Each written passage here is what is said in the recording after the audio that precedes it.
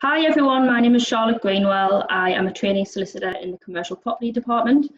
I'm with Gwen Jones, who's going to answer some of our questions that our clients have been asking us. So Gwen, is now a good time to buy or rent a commercial property? I would say that yes and no, it's not a definitive answer at the moment because it all depends on the circumstances of the business. There's never really a right or a wrong time to buy or to rent a commercial property. Say it all depends on where you are with your business and what you want to do with it. So during these difficult times, you may have seen that your business has grown, and then yes, no, it's a great time for you to maybe think about expanding. There's some great properties about at the moment.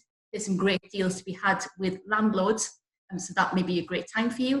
It may be that this lockdown and the circumstances we're in has not been so great for your business. So you may be thinking about maybe getting smaller premises or looking about restructuring your business. So what I would say is it all depends on the individual business needs.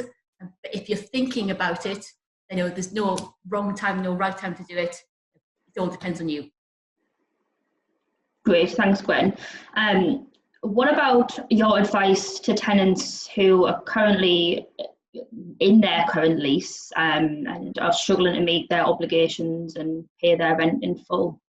Yeah, first of all, I would say to everybody, don't panic. There's a lot of people in exactly the same boat as you. Do what you can to keep your business going at the moment. No landlord wants an empty property. So if you can, and if you've got that relationship with your landlord, then do speak with them. Do see what you can pay in respect of your rent. If you can pay a little bit of rent now, then great. Because at the moment, as we all know, the Coronavirus Act 2020, Section 82, does say that landlords cannot evict commercial tenants for non-payment of the rent.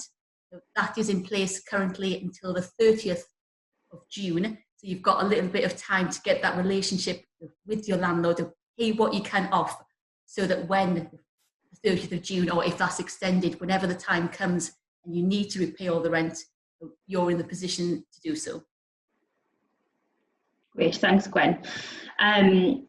What advice do you have for our clients who are currently in the middle of their lease and they want to get out of it? What advice do you have for them? Yeah, my first thing would say, look at your lease. It may be that you've only got a couple of months left to run on the lease, and so staying put and doing nothing and not having a knee-jerk reaction and thinking, I've got to do something now, may be the best thing for you. So if you've got a couple of months left to run, like I said, pay what you can rent-wise, and then that's the easiest way to get yourselves out, is at the end of the term. And failing that, if you've got, say, a number of years left to run, again, have a look at the lease to see if you've got a break clause. A break clause is an option for a tenant whereby they can give notice to the landlord, and there's always conditions attached to a break clause. It may be 6 months written notice, that's standard. It could be up to 9 months written notice.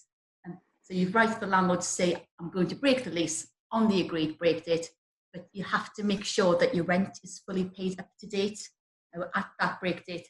So again, you'd need to be thinking now, if you've got one, about how you're going to get that rent paid up to date before you can leave.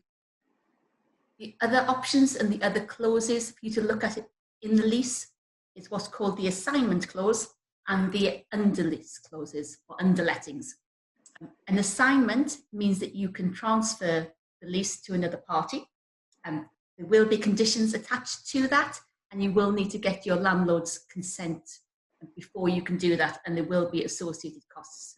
With underlettings or subletting, again, you can sublet or underlet the whole of your lease, but you will need to get some help in finding somebody. You may need to speak to a commercial agent about getting somebody else in, and there will be some costs associated with that. And finally, you may be able to agree a surrender with your lease. So that would be bringing your lease to an end early.